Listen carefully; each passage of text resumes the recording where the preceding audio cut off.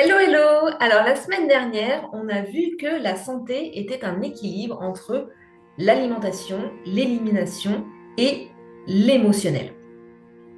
Alors, ce que je n'ai pas dit, ce que je n'ai pas précisé, c'est que l'alimentation doit elle-même être équilibrée en quantité et en qualité.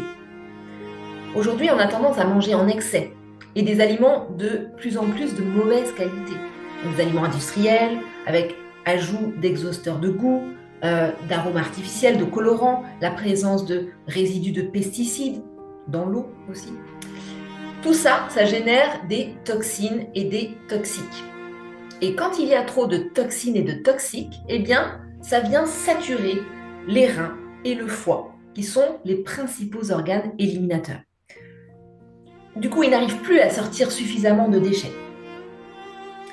Et donc, nous avons alors un déséquilibre entre les entrées, qui sont en trop grande quantité et qui génèrent trop de déchets, et les sorties qui n'arrivent pas, les organes éliminateurs qui n'arrivent pas à sortir suffisamment de déchets parce qu'ils sont encombrés, ce qui donc engendre un encrassement. Mais le corps, il cherche toujours une solution. Quand il ne peut plus sortir ses poubelles par la porte, il va les sortir par la fenêtre. Donc il lui reste encore deux organes éliminateurs, la peau et les poumons. Ce qui va donner lieu soit à des problèmes de peau, donc des boutons, des plaques rouges, de l'eczéma par exemple, ou des affections ORL, toux, rhume, bronchite, sinusite, etc. Alors, ce que vous voudrez certainement faire, c'est enrayer ces symptômes en prenant un antitussif ou une crème pour faire disparaître les boutons. Eh bien, ce faisant, vous fermez la fenêtre, vous fermez à nouveau une possibilité de sortie. Et c'est le début de l'encrassement des liquides corporels. On commence par le sang. L'organisme, il va alors chercher à faire le grand ménage. L'organisme, il cherche toujours une solution, donc il va chercher à faire le grand ménage, ce qu'on appelle une tempête neuro-hormonale. Ça se manifeste par des maladies aiguës, donc la gastro-entérite, la grippe, c'est-à-dire donc une maladie assez forte, mais de courte durée. Le corps, il force les portes, ce sont des vomissements, ce sont des diarrhées, la fièvre. La fièvre, elle permet d'augmenter la vitesse de circulation des liquides.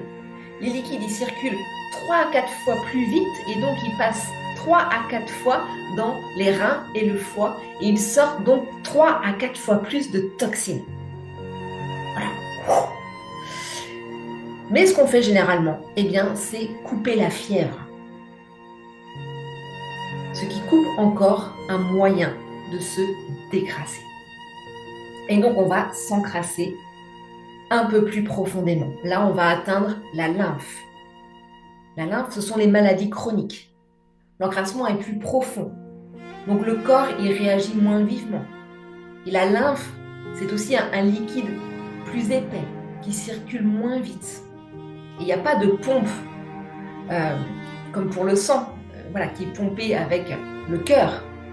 La lymphe, elle circule toute seule et elle est plus épaisse, donc elle circule lentement. Si on ne fait rien, si on ne change pas ses habitudes de vie, eh bien l'encrassement va se poursuivre et atteindre ensuite le liquide extracellulaire, donc le liquide qui est à l'extérieur des cellules. Et là, ce sont les maladies dégénératives telles que Parkinson, Alzheimer, l'arthrose, les rhumatismes qui apparaissent.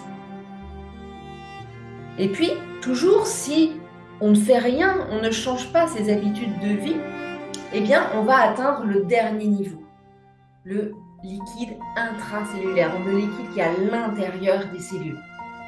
Et là, ce sont les maladies mortelles, comme le cancer, par exemple. Mais rien n'est perdu. Il est possible de drainer les toxines pour se débarrasser des maladies et des symptômes et retrouver ainsi une santé optimale. Alors pour résumer, comment se fabrique la maladie ? Eh bien, c'est la saturation des émonctoires les uns après les autres qui entraîne un encrassement des différents liquides du corps de plus en plus profondément. Donc là aussi, les uns après les autres. Donc le sang, la lymphe, le liquide extracellulaire et le liquide intracellulaire. Donc on va de plus en plus profondément dans le corps. La semaine prochaine, je vais vous révéler quelles sont les 3 clés pour retrouver la santé.